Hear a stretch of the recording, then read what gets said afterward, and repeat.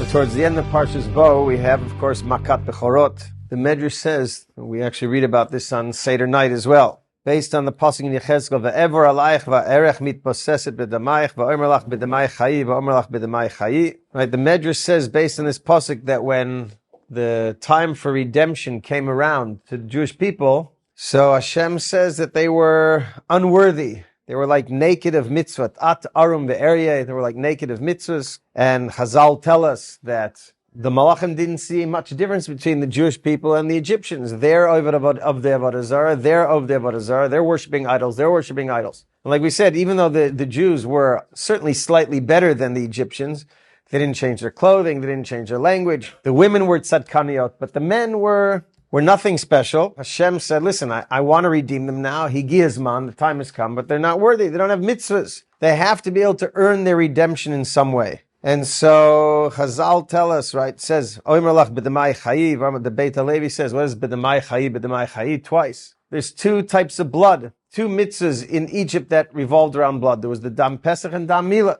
We know that during the entire time in Egypt, they stopped doing bris milah. There was a time after Yosef died and all of the brothers died, they stopped doing bris milah. They wanted to look like the Egyptians. Kadosh Baruch Hu says to them, listen, there's two things. You have to bris everyone.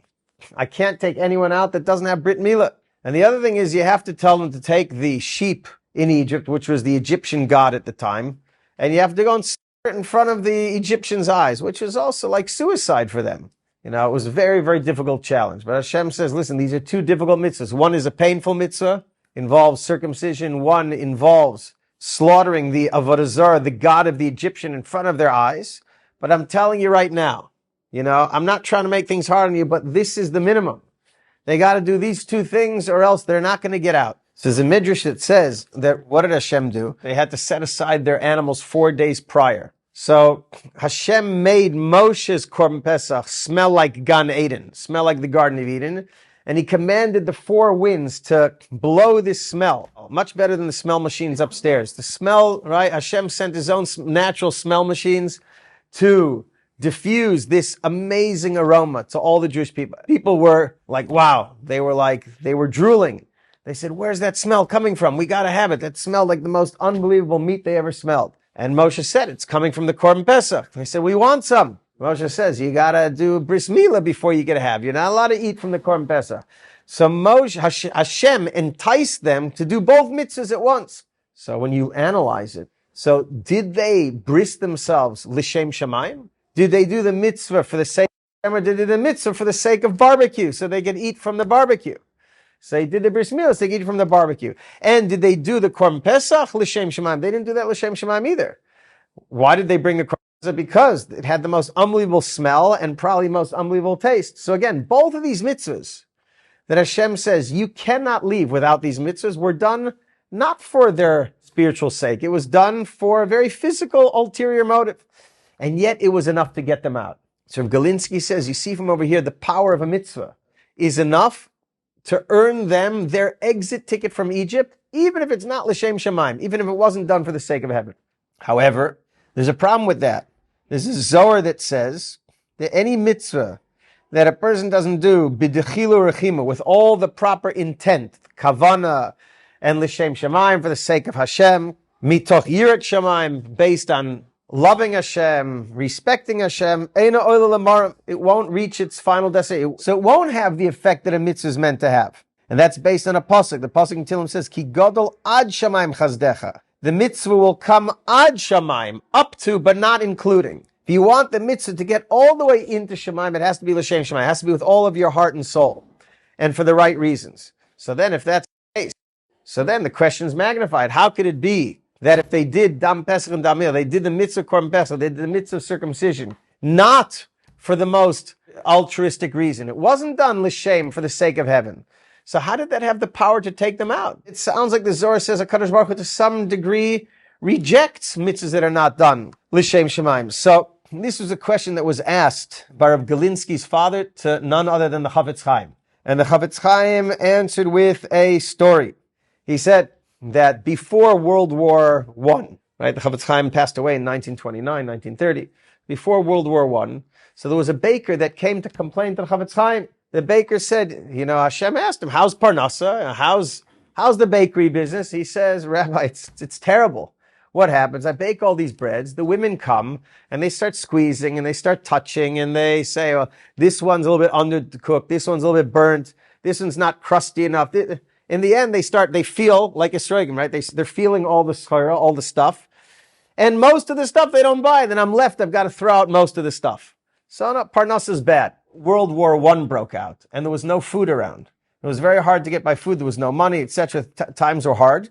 And everyone was broken, right? The whole community was broken, downtrodden, etc. And the Chafetz Chaim saw this baker. The baker is besimcha. The baker, wow, he's rejoicing. So the Chafetz Chaim said, everyone else is broken and upset and etc. And you're so happy. Why are you so happy? He says, Rabbi, business has never been better. He said, in times of war, nobody is picky about the loaf of bread. They're lucky to have a loaf of bread. I don't have any rejects. By the end of the day, I'm sold out. The overcooked ones, they take everything. In times of war, they take everything. So the Chafetz Chaim said to Galinsky's father, he said, the Zohar lived in the time. The Zohar was Reb Shimon Bar Yochai. In the times of Reb Shimon Bar Yochai, you had such holy people. The Kedusha in the world was so great that HaKadosh Baruch Hu could afford to scrutinize mitzvahs. And HaKadosh Baruch Hu could say, well, this mitzvah wasn't done so well. I don't want that. In Shamayim, they could scrutinize the mitzvahs more. Because why? Everyone's doing mitzvahs. It's a time of, in the times of the Tanoim. Chafetz Chaim says, however, today, there's so few people doing mitzvahs. HaKadosh Baruch Hu grabs anything he could take. Any mitzvah we throw at him. Whether it's 100%, whether it's 80%, whether it's 60%, whether it's L'Shem Shemaim, not L'Shem Shemaim, HaKadosh Baruch Hu is happy to take everything. Hashem can't afford to be picky, so to speak, in these times, right? In 1930. So same thing over here. There were no mitzvahs at the time in Mitzrayim. There was no mitzvahs. No one was doing mitzvahs. So when no one's doing mitzvahs, and mitzvahs are so priceless, they're so valuable, so even if the Jewish people do bris milah, not l'shem shemaim, not for the right reason, or they're doing korban pesach, not for the right reason, it's enough. When you're sitting on the 49th level of Tumah, and there's desolation around you, and there's no mitzvahs, no kiddush at all, even a 50% mitzvah, Hashem will gladly accept. Same thing today, the Chafetz Chaim said. And I say the same thing as well. In times of war, when we're living in times of terrible calamity, and there's tragedy and destruction all around us, so then each person has to do his part. What could he do? We as B'nai Torah could daven and do mitzvahs. Yeah, but our davening, what is our davening worth? We barely have kavanah. We could barely concentrate when we daven anyway. We do our brachas, we do them quickly, we mumble, etc. We do shmaf quickly. What's our learning? The answer is that in times of war, there's a fire burning. You don't need purified water. When there's a fire raging, you don't have to take niviot water to put. Any water will do. Any water, even the most filthy, dirty water will put out a fire.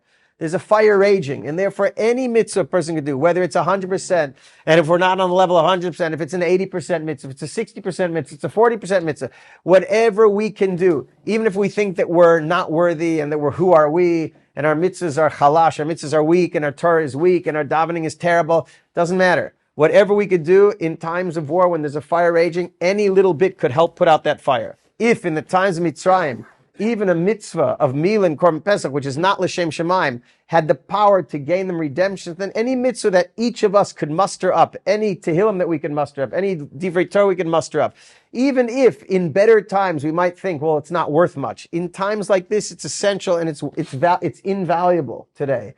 Be'ez Hashem, we should all try to do as many mitzvahs, as many Tehillim, as much davening, as much learning as we can, so that Be'ez Hashem, we will help in the spiritual sense to awaken HaKadosh Baruch Hu's Hashgacha Pratis to bring the calamities in the war to a quick end. Be'ez Hashem.